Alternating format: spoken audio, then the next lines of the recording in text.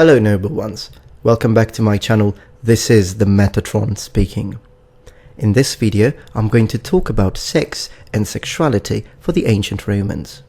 It is going to be a cultural interpretation of erotic experience. If you are easily offended by this kind of topic, please don't watch. Alright then, let's get to it.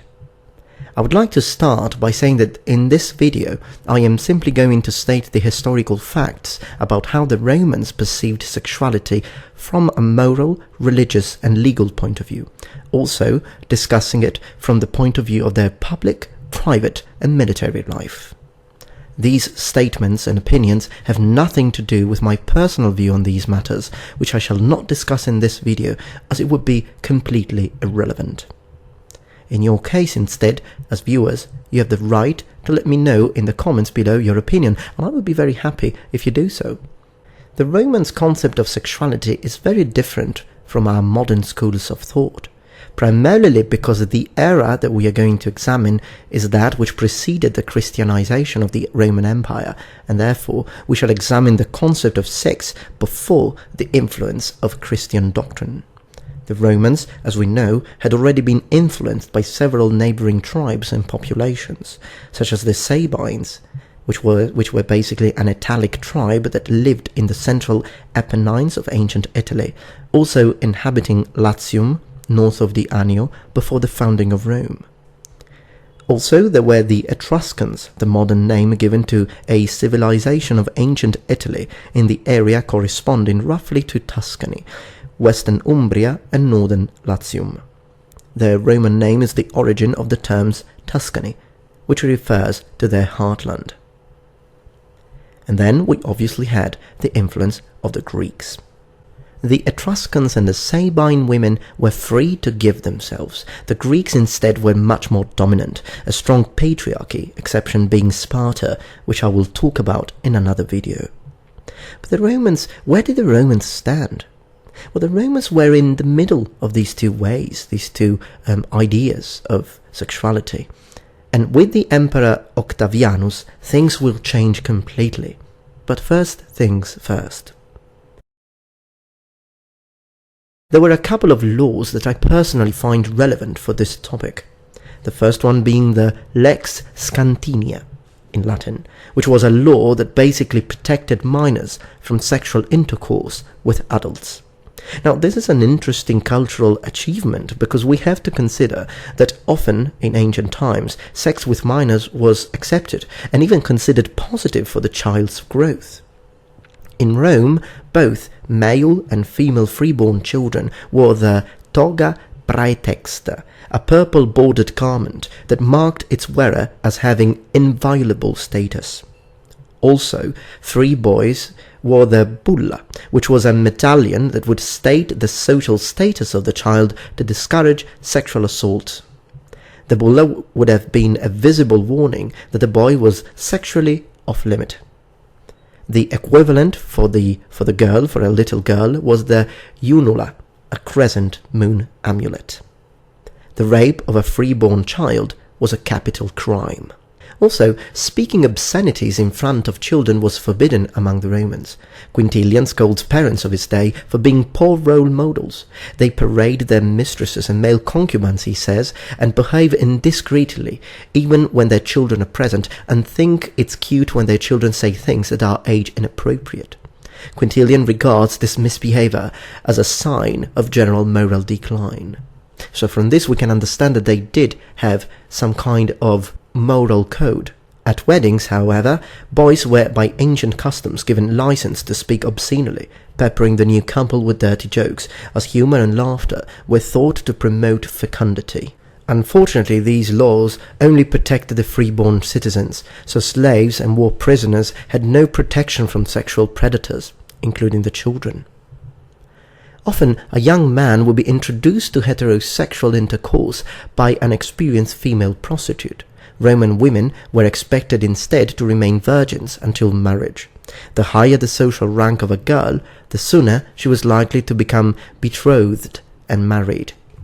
The general age of betrothal for women of the upper classes was 14, but for patricians sometimes as early as 12. Often in early anti-Roman propaganda, the Romans are completely depicted as depraved people, even licentious, who only were craving sexual fulfillment, but that's quite untrue. Most of this idea comes from the fact that the Romans sometimes did have sexually explicit representations, as Roman art, literature and inscriptions, and to a lesser extent archaeological remains such as erotic artifacts and architecture, were present in their homes. And we know that also sculpture and statue making sometimes represented sexual attributes, but using these artistic forms and liberal way of thinking to create a sexually grievous people, to me, is rather arbitrary and ultimately twisted. For example, there were no orgies. That was an invention of the early Roman Church, which was trying to belittle the ancients in their ways. They were referring to the Bacchus orgies, which actually did not involve sex, only wine. Modesty and decency was part of the Roman mentality. For example, there was a law that would prohibit people to dress like the opposite sex, exception made for carnivals. So, to sum it up, sexual liberty was inside the house, sex was private. Prostitution was legal. A probable number of prostitutes in Rome has been estimated to be over 32,000. Of various kinds, from slaves and free women to the postribule, who were legally registered in dedicated archives.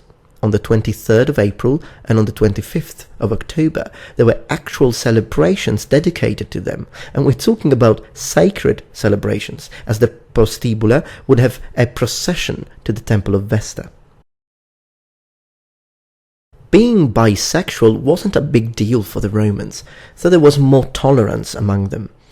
Gaius Valerius Catullus, Roman poet, was homosexual, and even Marcus Tullius Cicero, we read, fell in love for his servant Adrianus. The only moral rule was for the man of higher rank to always be the active part in the relationship. Some people even think that Caesar or Caesar equally loved both men and women. As a matter of fact, Cicero described him as the husband of all women and the wife of all husbands. It also seems as if he was very popular among women, so much so that men used to scream, "Hide your wives, Caesar is here." Oral sex was considered dirty, and so it was considered quite taboo, particularly for the upper class.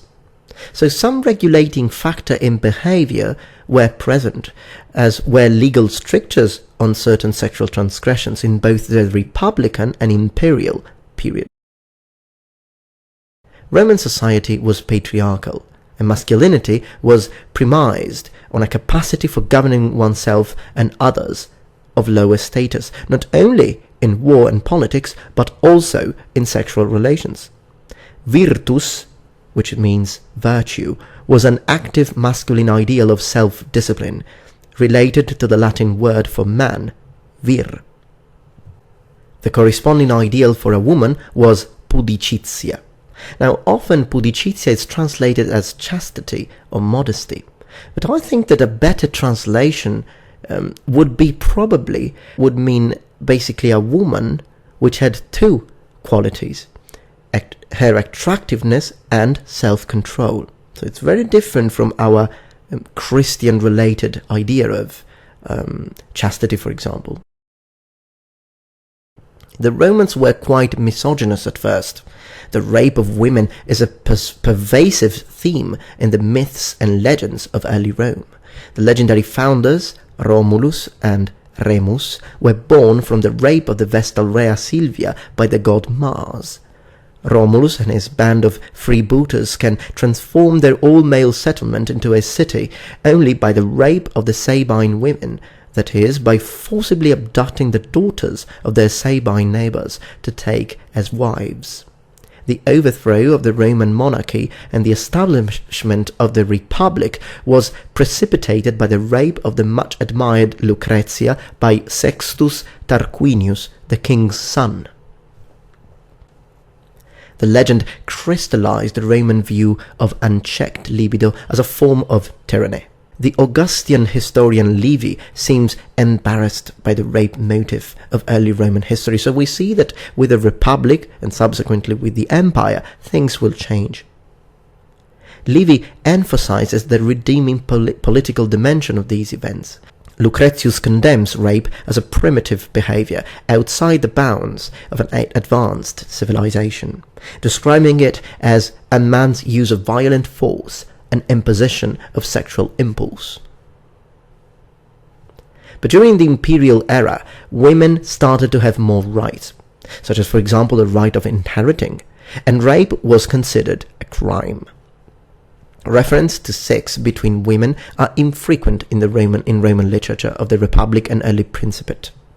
During the Roman imperial era, sources for same-sex relations among women are more abundant, in the form of love spells, medical writing, texts on astrology and the interpretation of dreams, and other sources.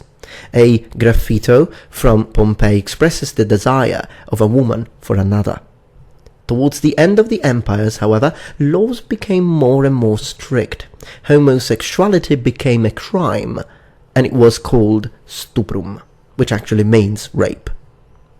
Women lost their rights to become priestesses, for example. If you think about it, the cult of Vesta and the Vestali, where the virgin priestess disappeared.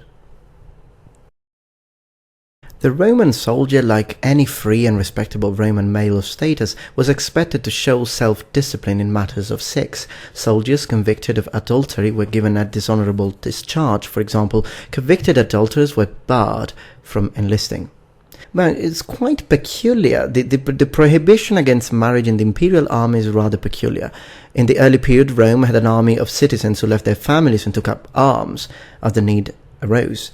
During the expansionism of the Middle Republic, Rome began acquiring vast territories to be defended as provinces, and during the time of Gaius Marius, so 86 BC, the army had been professionalized. The ban on marriage began under Augustus. So we're talking about, well, he actually ruled from 27 before Christ until 14 Anno Domini. So that's when it actually became where the actual ban was created, perhaps to discourage families from following the army and impairing its mobility. The marriage ban applied to all ranks up to the centurionate. Men of the governing classes were exempt. But by the 2nd century AD, the stability of the empire kept most units in permanent forts, where attachment with local women often developed.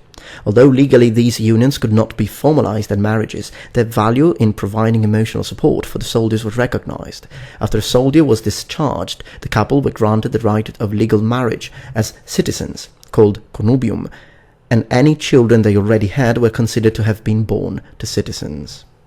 Alright, so I think that this, as an introductory video to this topic, which is again very profound, can be enough for this video. If you like this video, please let me know in the comments below. Please thumb up, and if you want to discuss and have a little conversation about what you think about these ancient ideas and values, please let me know in the comments below. Thank you very much for watching, as always, and remember, the Metatron has spread his wings. Goodbye.